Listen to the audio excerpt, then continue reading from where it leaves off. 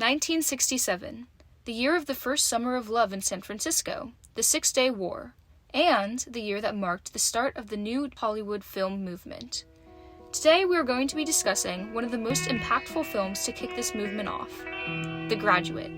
For brief context before we jump into things, The Graduate is a movie set in California following fresh college graduate Benjamin Braddock as he returns home and struggles to figure out what he will do in regards to his future, a question that is constantly thrust upon him from both his parents and other older influences in his life. While grappling with his seemingly untethered state of existence, Ben has an affair with his father's business partner's wife, Mrs. Robinson, and subsequently falls in love with her more age-appropriate daughter, Elaine.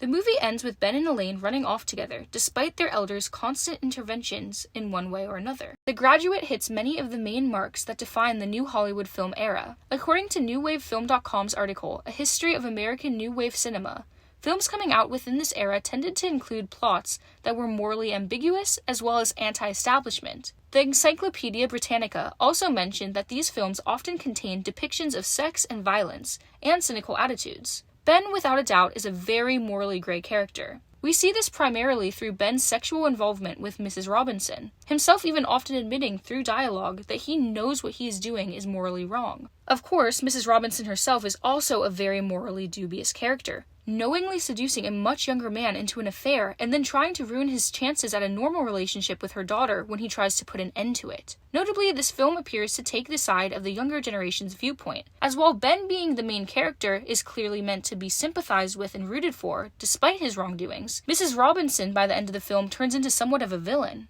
Ben is also shown to be a rather cynical character, even admitting to Elaine on their first date that he has felt an urge to be rude to people since his graduation. Within this same discussion, we see Ben bring up his struggle to accept the so-called rules of life he is being presented with, rules that he seemingly breaks by the end of the film when he runs off with Elaine at her wedding. While upon the film's initial release, it was met with displeased critical reviews, the movie overall was a major success amongst the public, ultimately being nominated for 7 Academy Awards. This can mainly be traced back to the fact I mentioned earlier, that the movie is targeted towards a younger audience, including overall themes of dissatisfaction amongst the youth towards their parents' generation. According to Smithsonian Magazine's article, before the release of The Graduate, film historian Mark Harris has noted the studios believed everything should appeal to everyone, a sentiment that changed drastically after close to half of the audience for this majorly financially successful film were young adults and teenagers. The baby boomers could relate to the ways our main character Ben was practically flaunted around by his parents as though he were some kind of material possession. They also strongly connected to the feelings of uncertainty that Ben was faced with after graduating from college. While this is a common thing to feel for any generation of young people just starting out their true adult lives, it was especially relevant to the baby boomers generation as they were living through a time of great change.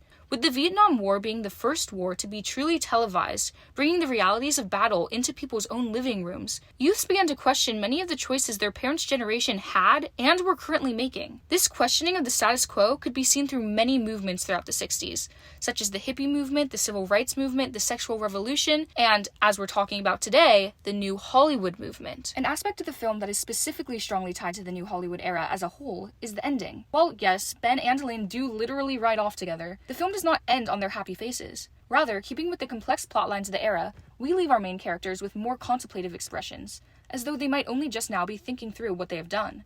The motif of the song The Sound of Silence by Simon and Garfunkel coming back in one last time, reminding the audience that, unlike a classic American Western, our characters do not ride off into the sunset, the end of the day, and their overall stories. They ride off rather just further into the day, strongly implying to the audience their story does not just end here, and they will have to live with the consequences of their actions. As said on RobertCMorton.com, within the article New Hollywood, The American New Wave 1967 through 1980, films within the New Hollywood era took influence from France's own New Wave film movement, both cinematically and thematically, with a heavy focus on auteur theory, where the director is the primary storyteller over their film in every aspect. I believe Mike Nichols is a prime example of an auteur, his vision shining through clearly within The Graduate as something notably different to what was considered the norm of the time. Whether we look at the unique usage of lighting and motif of darkness, the majorly popular soundtrack primarily by Simon and Garfunkel, or even the casting choices, it is clear to see that director Mike Nichols had a clear and unique vision for this film, marking it as, like many other films within the New Hollywood era, a movie that heavily stands the test of time, addressing relatable issues and questioning the status quo in a refreshing and uncensored manner.